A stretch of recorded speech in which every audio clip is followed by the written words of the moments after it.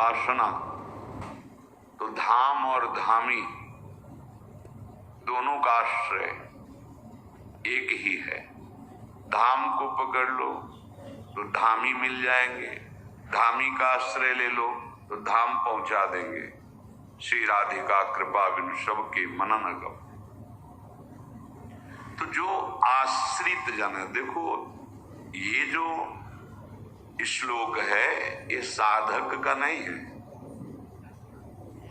साधना से जो नहीं प्राप्त होता है ये वो वस्तु प्रेम है, और प्रेम अन्य किसी साधन से नहीं प्रकट होता।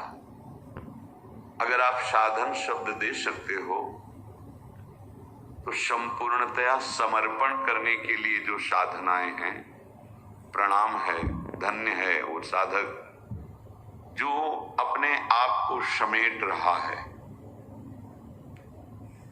सबकी ममता ताग बटोरी, मम पद मनहि बांधि बर डोरी, ये साधना है। साधना क्या है? हमारी कहीं भी किसी से भी ममता न रह जाए। समता सब संसार में, ममता नित्य विहार में। समस्त जगत में एक ही परम तत्व है, मेरे युगल किशोर। चिद चिद लक्षणम सर्वम राधा कृष्णमयम जगत। खत्म। दूरी सृष्टि आदि वार्ता, कोई सृष्टि की वार्ता। अब जितनी ममता है उसको बटोरना है, ये बहुत कठिन पड़ता है। भगवत प्राप्ति कठिन नहीं है, सच्ची मानिए। कठिन होता है ममता बटोरना। ये जो हमने ममता के धागे फैला रखे हैं विशेष विशेष भोगों में, शरीर संबंधियों में, रिश्ते, हम नाते बढ़ाते चले जा रहे हैं। हम कह रहे हैं इतने बढ़ा लो कि विश्व में तुम्हारे नाते के सिवा कोई रह ही न जाए, पर वो अपने आराध्य देव के संबंध से। नाते नेह राम के मनियत, सुहृद सुशीव्य जहां लो, जहां लो, जितना तुम संबंध रख पाओ। एक तो निषेध है संबंध, लेकिन तुम्हारा स्वभाव बन गया संबंध बनाने का, तो सीमा में मत रखो संबंध को, असीम कर दो। उदार चरितानाम वसुधैव कुटुंबकम, संपूर्ण विश्व हमारा कुटुंब है। क्यों? नाते नेह राम के मनियत, मेरे प्रभु का है ना, मैं प्रभु का दास हूं, तो संपूर्ण विश्व मेरा ही तो घर हो गया, मेरे स्वामी का है। उपासक जब तक अपनी ममता को फैलाए रहता है, मात तात शुद्ध दार देह में मति अरुझय मति मंदा, मना कर रहे। माता पिता पति पुत्र पत्नी परिवार जितना सुहृद संबंध है, नाते नेह राम के मनियत। अगर नहीं तो अंजन कहाँ आंख जी फूटे, बहुतक कहाँ कहा लो। वो अंजन ही किस काम का जो आंख ही फोड़ दे, वो संबंध ही किस काम का जो भगवत विमुख करके जीवन व्यतीत करा दे। श्री महामहिम सूरदास जी महाराज में कह रहे हैं, यदि आपने प्रभु से संबंध जो है उसे स्वीकार नहीं किया और आप अन्य संबंधों में विचरण करते हुए मानव जीवन व्यतीत कर दिया, तो निश्चित प्रेत ही होने को प्राप्त होगी। प्रेत। गोस्वामी तुलसीदास जी महान भगवदानंद में डूबे हुए कह रहे, जो न तरय भव सागर अस समाज न आए, सो अति निंदक मन। आत्मानंद आत्महत्यारा जैसे दुर्गति को प्राप्त होता है, वैसे ही भगवद विमुख की दुर्गति होती है। तो भजन बिनु जीवत जैसे प्रेत। बहुत बड़े महापुरुष हैं, अपार श्रद्धा इनके चरणों में। एकमात्र गोविंद, दूसरा कुछ हृदय में नहीं। परम अकिंचन प्रिय हरि केरे जिनको कहा गया, वो ये ठाकुर जी सामने बैठ जाते हैं, और ये गान कर रहे हैं ठाकुर जी, और सुनाओ बाबा, बाल गोविंद बैठे हुए ऐसे महापुरुष कह रहे, यदि मनुष्य जीवन ये केवल भजन के लिए मिला है, भजन करते हुए जो भी कर्तव्य स्वांग मिला है, स्वांग ये सत्य नहीं है, ये स्वांग है, नाटक है। तुम्हें जो नाटक मिला है, गुरु का, शिष्य का, पिता का, पुत्र का, भाई का, बहन का, जो भी उसे भगवत प्रसन्नता के लिए सांगोपांग करो शास्त्र के अनुसार, और स्मरण आश्रय भगवान का। अगर ये नहीं है, इसे सत्यत्व मानकर ये सब सत्य है और प्रभु से विमुख होकर के, तो कह रहे हैं भजन बिनु जीवत जैसे प्रेत।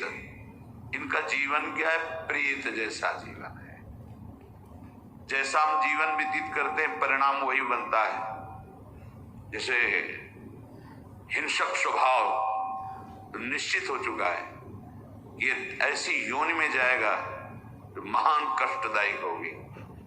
जैसा जैसा स्वभाव बना लेते हो वही प्रभाव तुम्हारा अगला जन्म हो जाएगा।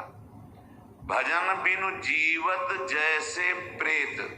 तो देख लो जो भगवान से विमुख जीव हैं उनकी कैसी दुर्दशा है। क्योंकि देखने वाले नेत्र शायद नहीं है, इसीलिए नहीं देख पा रहे। भगवत कृपा से प्राप्त होते हैं कि ये महामणि का त्याग करके कांच बटोर रहा है, अपने समय को नष्ट कर रहा है। मणिगण पुंज ब्रजपति छाणत हित हरिवंश कर गई कंचू। ये जो भजन नहीं करते, भगवत विमुख है, भगवत आश्रित नहीं है, मलिनो मंदमती डोलत घर घर उदर भरन के हेत, भजन बिनु जीवत जैसे प्रेत। भजन के बिना ये मलिन मन वाले कर रहा है। मणिगण पुंज ब्रजपति छाणत हित हरिवंश कर गई कंचू। ये जो भजन नहीं करते, भगवत विमुख है, भगवत आश्रित नहीं है,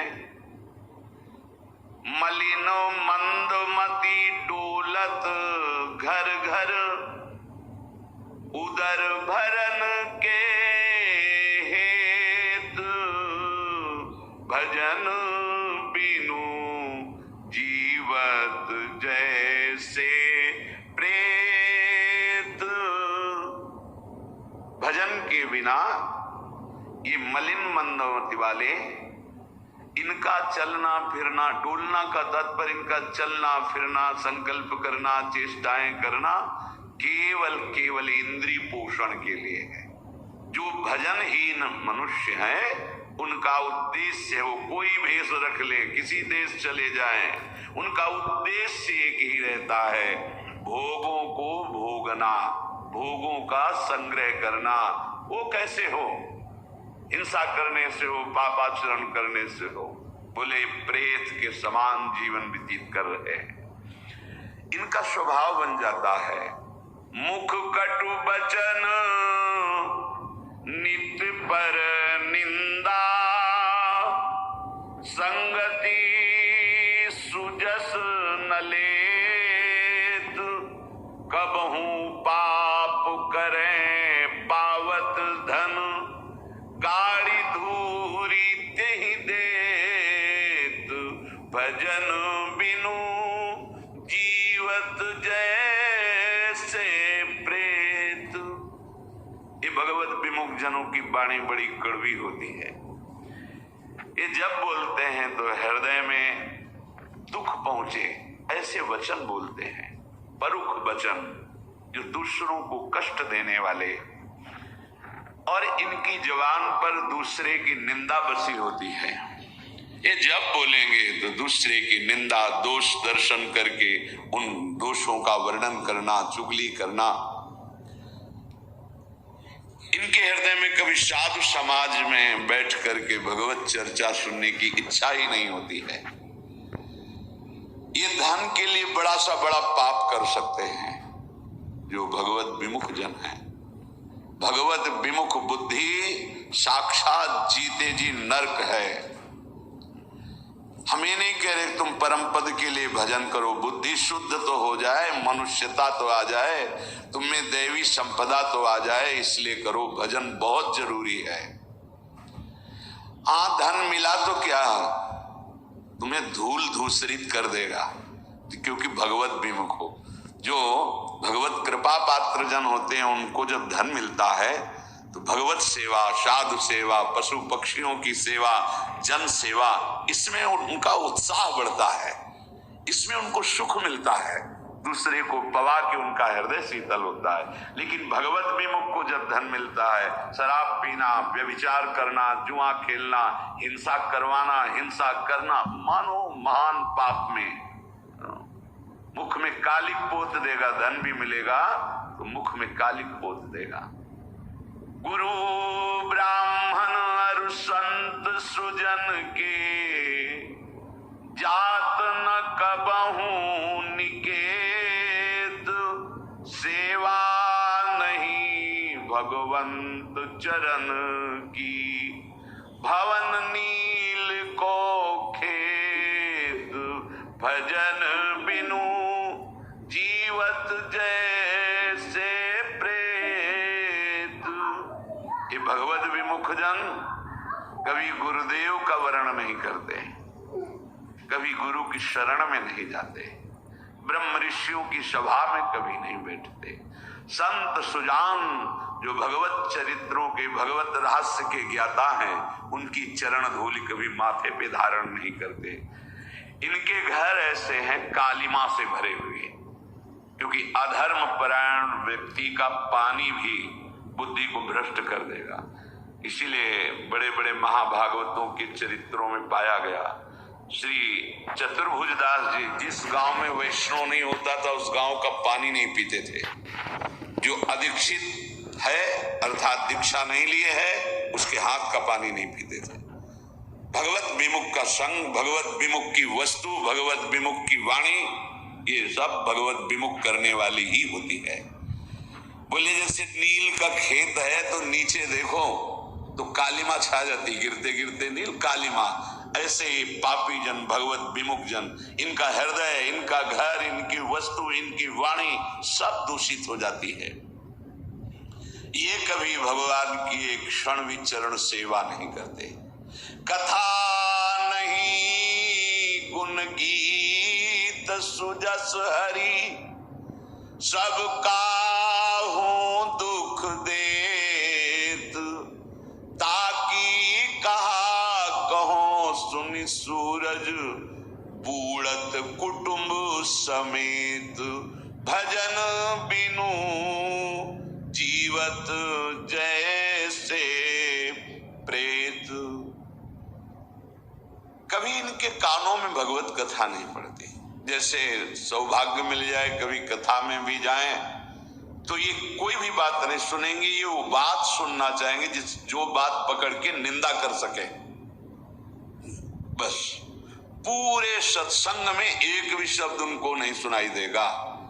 उनकी गणित अंदर चलती रहेगी और वो केवल दोष नोट करेंगे जो उनकी दृष्टि में आ रहा है, और जब जाएंगे तब वो केवल दोष का ही वर्णन करेंगे, निंदा ही वर्णन करेंगे। ना कभी स्वयं भगवत चर्चा करेंगे और ना भगवत चर्चा सुनेंगे। इनका स्वभाव सबको दुख देने वाला होता है। अब उसकी गति की बात क्या कहें, उसका परिवार, पूरा कुटुंब नरक को प्राप्त होता है। जैसे सभा में भगवत निंदा हो रही हो तो सभा का त्याग करके चले जाओ, नहीं तो उस सभा में जितने बैठे सबको दंड मिलेगा। हरि निंदा, भक्त निंदा, जैसे परम महाभागवत पांडवों का विरोधी दुर्योधन, और सभा में ऐसे बड़े महात्मा बैठे हैं, कृपाचार्य जी, अश्वत्थामा महात्मा है, साधारण नहीं है, द्रोणाचार्य जी, भीष्म पितामह, सब का पराजय, पराभव हुआ, क्योंकि अधर्मी की सभा में। ऐसे ही एक परिवार में घोर पापात्मा है, या तो वो परिवार से अलग हो जाए या परिवार उसे अलग कर दे, नहीं पूरा बूढ़त कुटुंब समेत। जैसे कोई भजनानंदी बालक, कोई भजनानंदी संतान हो गई तो पूरे परिवार का कल्याण कर देती है। वर्णन शास्त्रों में तो 21 पीढ़ियों का है, विचार करो।